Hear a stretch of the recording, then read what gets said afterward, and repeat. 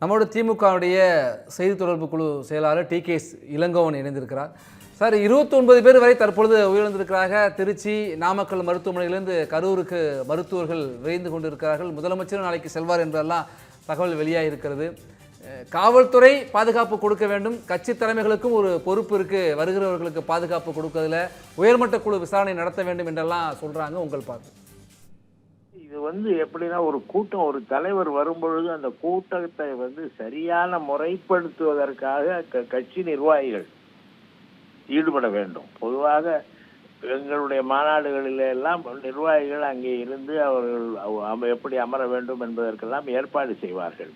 எங்கள் தலைவர், நீங்கள் பார்க்கிறீர்கள், முதலமைச்சர் செல்லும் இடங்களெல்லாம் மக்கள் அவரை வரவேற்கிறார்கள். எந்த அளவுக்கு முறையாக அவர்கள் அங்கே கூட்டப்பட்டிருக்கிறார்கள், அவர்கள் எப்படி கூடி நின்று வரவேற்கிறார்கள் என்றெல்லாம் பார்க்கும். பெரிய கூட்டம் வருகிற இடத்திலே அந்த கட்சியை சார்ந்த நிர்வாகிகள் அந்த கூட்டத்தை முறைப்படுத்தி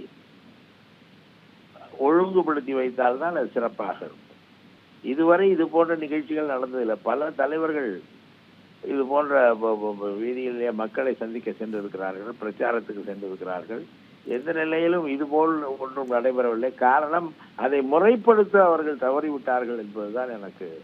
அவர்கள் முறைப்படுத்த தவறிவிட்டார்கள் என்பது உங்கள் குற்றச்சாட்டாக இருக்கிற அதே நேரத்தில் விஜய் பேசுகின்ற பொழுதே சொல்றார், காவல்துறை இங்கே இருக்கீங்களா, நீங்க எல்லாருக்கும் பாதுகாப்பு கொடுக்க வேண்டும், உங்களுக்கு எல்லோருக்கும் எஜமானர்கள் மக்கள் தான் சொல்றாங்க. காவல்துறை அனுமதி கொடுத்துட்டு இப்படி ஒரு திரைப்பிரபலம் மற்றும் தலைவராக இருக்கவருக்கு கூட்டம் அதிகமாக இருப்பதை முன்னெச்சரிக்கையாக கணித்து கூடுதல் பாதுகாப்பு ஏற்பாடுகளை காவல்துறை செய்திருக்க வேண்டும் அல்லவா? அது வேறு வகையாக இந்த திமுக ஆட்சி எங்களை எல்லாம் தடுக்கிறது என்று சொல்வார்கள். எதை சொன்னாலும் இதை சொல்வார்கள். ஆனால் அந்த ஊருக்கு சார்ந்த நிர்வாகிகள் தான் அதை முறைப்படுத்த வேண்டும், எப்படி வர வேண்டும், எப்படி நிற்க வேண்டும் என்பதையெல்லாம்.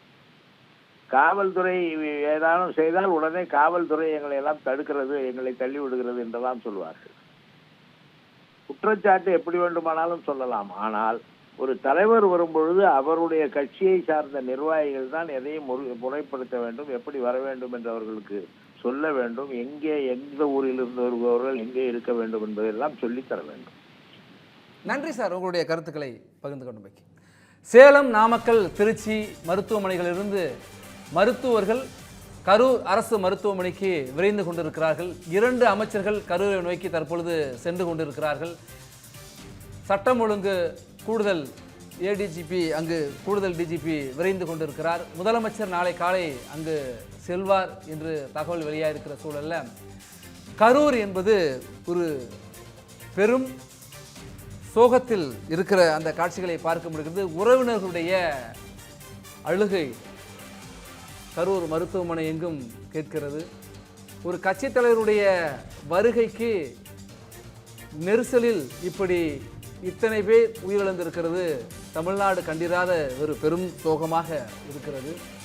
50-60 ஆண்டுகளுக்கு முன்பு இவ்வளவு தொழில்நுட்பம், இவ்வளவு பாதுகாப்பு, இவ்வளவு வசதி, இவ்வளவு உள்கட்டமைப்பு மேம்பாடுகள் இல்லாத ஒரு காலகட்டத்திலே கூட இதைவிட பல்லாயிரம் பேர் கூடி பல அரசியல் கட்சியினுடைய பொதுக்கூட்டங்கள், மாநாடுகள், மேடைகளிலே பங்கேற்று பத்திரமாக மக்கள் திரும்பி இருக்கிற சூழலில் தொழில்நுட்பம் வளர்ந்தும் நேரலையிலே எல்லாவற்றையும் பார்ப்பதற்கான வாய்ப்பு இருந்தும் காவல்துறை பல்வேறு அறிவுறுத்தல்களை வழங்கியும் கட்சி தலைமை அறிவுறுத்தல்களை கொடுத்தும் எதிர்பாராத, ஏற்றுக்கொள்ளவே முடியாத ஒரு பெரும் சோகம், பெரும் துயரம் கரூரிலே நடந்திருக்கிறது.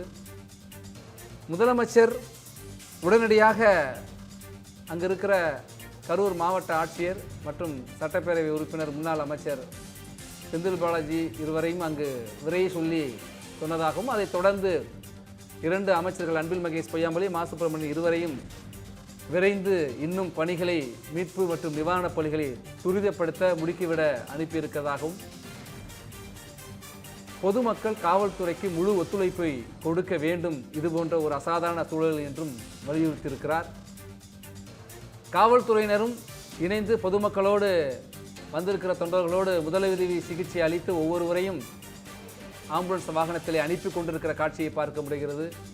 நெரிசலில் சிக்கி மயங்கிய ஒரு சிறுவருக்கு தண்ணீரை தெளித்து முதலுதவி சிகிச்சை கொடுப்பதையும் பார்க்க முடிகிறது.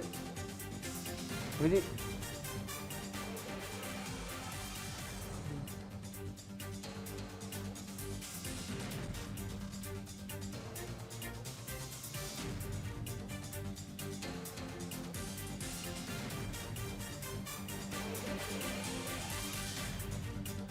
நம்மோடு பாதுகாப்புத்துறை சார்ந்த பொறியாளர் பிரபு காந்தி இணைந்திருக்கிறார். சார், இது போன்ற ஒரு பெரும் நெரிசலில் அசம்பாவிதங்களை உயிரிழப்பை தவிர்க்க வேண்டும். நடக்கவே கூடாத ஒரு நிகழ்வு, பெரும் துயரம் நிகழ்ந்து விட்டது.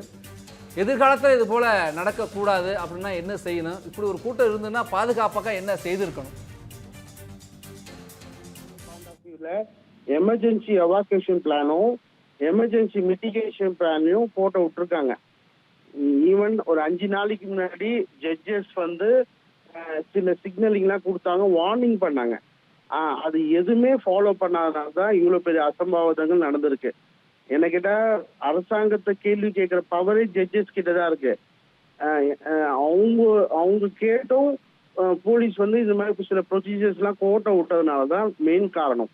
இன்னொரு பாயிண்ட், இந்த 29 பலிக்கும் விஜயும் தாவக கட்சியும் தான் பொறுப்பு. 100% பொறுப்பு அவங்க தான் சேரும். செகண்ட் பாயிண்ட் வந்து இந்த மாதிரி இடத்த சூஸ் பண்ணி யார் பர்மிஷன் கொடுத்தா அதுலதான் ப்ராப்ளம் வருது. ஏன்னா இப்போ நீங்க 3வது வாரமா சனிக்கிழமை பண்றாரு. லாஸ்ட் டைமும் அதே மாதிரி க்ரௌடும் நடந்திருக்கு, இங்கேயும் அதே மாதிரி க்ரௌடு வருது. இது ஏன் ஒரு காலி மைதானம் மாதிரி வச்சு பண்ணியிருந்தா இந்த மாதிரி கூட்ட நெரிசல்கள் ஸ்டாம்பேடு நடக்காம தவிர்க்கப்பட்டிருக்கும்.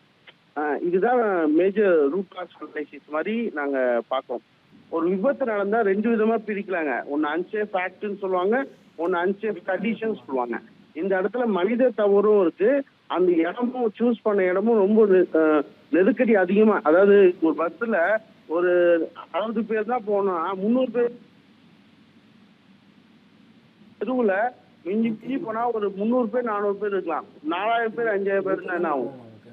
அதனாலதான் அப்போ நார்மலா எனக்கு தெரிஞ்சு இறந்தவங்க எல்லாம் பாத்தீங்கன்னா நல்லா திடகாட்டமா, ரொம்ப வயசானவங்க அது மாதிரிலாம் சின்ன சின்ன பசங்க எல்லாம் கூட இறந்துருக்காங்க. அதுவும் எனக்கு தெரிஞ்சு தமிழ்நாட்டு வரலாற்றிலே எந்த அரசியல் கட்சிக்கும் வராத அவப்பெயர் தாவேகா கட்சிக்கு வந்திருக்கு. 30 பேரு கிட்ட ஒரு கூட்ட நெரிசலாக இறந்த இது வந்து ஹிஸ்டரியிலே கிடையாது.